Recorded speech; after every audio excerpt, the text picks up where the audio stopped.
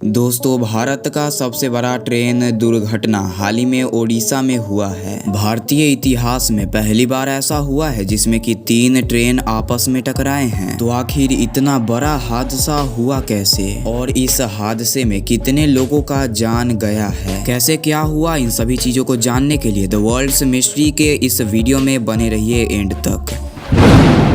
दोस्तों, इस घटना से भी पहले जो भारत का सबसे डेडलीस्ट ट्रेन एक्सीडेंट था वो हुआ था बिहार में, जिसमें कि 750 पैसेंजर्स का जान गया था। और ये जो ओडिशा में हाल ही में दुर्घटना हुआ है इसमें करीब 250 लोगों का जान गया है। क्योंकि बहुत सारे लोग घायल भी है तो ये आंकड़ा बढ़ भी सकता है। अब बात कर लेते हैं कि यहाँ पर हुआ क्या था, कैसे 3 ट्रेन आपस में टकरा गए। तो दोस्तों, पहले आप जान लीजिए कि कवच सिस्टम होता क्या है, क्योंकि इस दुर्घटना में कवच सिस्टम का बहुत ही बड़ा रोल है। अगर यहाँ पर कवच सिस्टम होता तो ये इतना बड़ा दुर्घटना होने से बच जाता। दोस्तों, कवच सिस्टम जो कि एक ऑटोमेटेड सिस्टम है जो कि एक नेटवर्क पर काम करता है। अगर कोई ट्रेन के सामने दूसरा ट्रेन सेम ट्रैक पर आता है या फिर आगे कोई भी चीज हो तो ट्रेन ड्राइवर अगर ब्रेक नहीं भी अप्लाई करता है तो कवच सिस्टम के होने से ट्रेन में दूर से ही ब्रेक लग जाता है और ट्रेन रुक जाता है।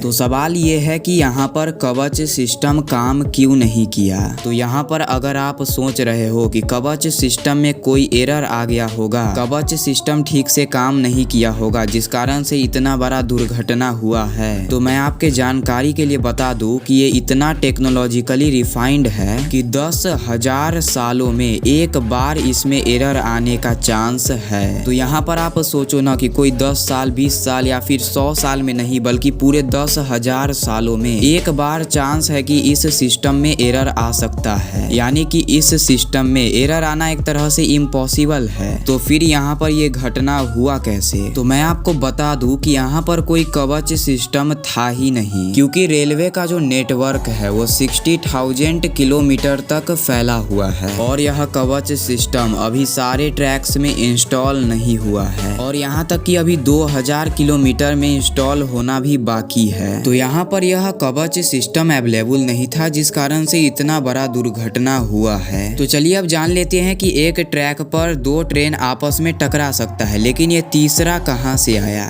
12841 शालीमार चेन्नई एक्सप्रेस जो कि शालीमार से होकर चेन्नई की ओर जा रही थी और दूसरी ट्रेन हावड़ा के तरफ जा रही थी और दोनों ही ट्रेन पैसेंजर से फुली पैक्ड रहते हैं। शालीमार चेन्नई कोरोमंडल एक्सप्रेस अपने फुल स्पीड में आ रही थी। तो जो ट्रेन हावड़ा के साइड से आ रहा था उसका कुछ डब्बा पटरी से उतर गया था और बगल वाले ट्रैक पर चला गया था और उस बगल वाले पटरी पर एक मालगाड़ी आ रहा था और उस मालगाड़ी को समय पर रोक दिया गया और वह वहीं पर रुक गया और चेन्नई एक्सप्रेस जो कि अपने फुल स्पीड में आ रहा था जो कि करीब 130 किलोमीटर पर आवर का स्पीड था और इसे सिग्नल मिल ही नहीं रहा था कि आगे एक मालगाड़ी रुका हुआ है, जिस कारण से हुआ कि यह फुल स्पीड में आकर उस मालगाड़ी से टकरा गया और उधर से फिर एक ट्रेन आती है और कोरोमंडल एक्सप्रेस से टकरा जाती है।